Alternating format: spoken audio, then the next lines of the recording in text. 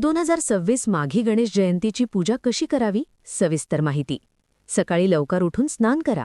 पाण्यात थोडे काळे तेल टाकून स्नान करणे शुभ मानले जाते. देवघर स्वच्छ करा. एका पाटावर लाल कापड अंथरावे आणि त्यावर तांदळाची रास घालून गणपतीची स्थापना करा. हातात थोडे पाणी आणि अक्षता घेऊन संकल्प करा, मी आज माघी गणेश जयंतीनिमित्त श्री गणरायाची पूजा करत आहे, आणि पाणी ताम्हण्यात सोडा. गणपतीला मनापासून आवाहन करा. जर मूर्ती धातूची असेल तर तिला आधी पाण्याने आणि नंतर पंचामृताने स्नान घाला.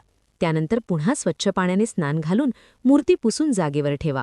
जर मूर्ती मातीची असेल तर फक्त पाण्याने किंवा फुलाने पाणी शिंपडावे. गणपतीला कापसाचे वस्त्र आणि जानवे अर्पण करा. कपाळावर गंध म्हणजेच चंदन, हळद आणि कुंकू लावा. गणपतीला लाल फूल अर्पण करा.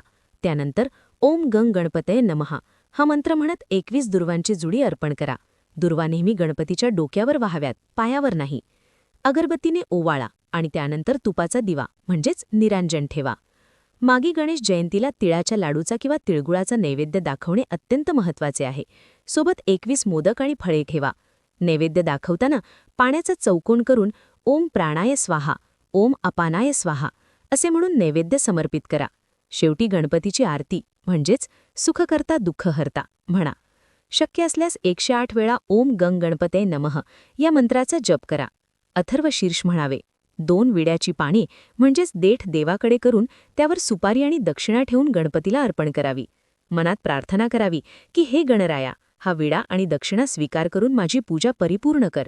हा विडा गणपतीच्या समोर ठेवावा आणि त्यावर थोडे पाणी सोडावे व शेवटी काही चूक झाली असल्यास क्षमा मागावी. माघी गणेश जयंतीचा जन्मसोहळा दुपारी म्हणजेच मध्यान्हकाळी साजरा केला जातो. त्यामुळे शक्य असल्यास मुख्य आरती दुपारी 12च्या सुमारास करावी. शास्त्रानुसार या दिवशी तिळाचा वापर 4 प्रकारे करणे पुण्यकारक मानले जाते. 1. तिलस्नान, आंघोळीच्या पाण्यात तीळ टाकून स्नान करणे. 2. तिल उद्वर्तन, तिळाची पेस्ट किंवा उटणे अंगाला लावणे. 3.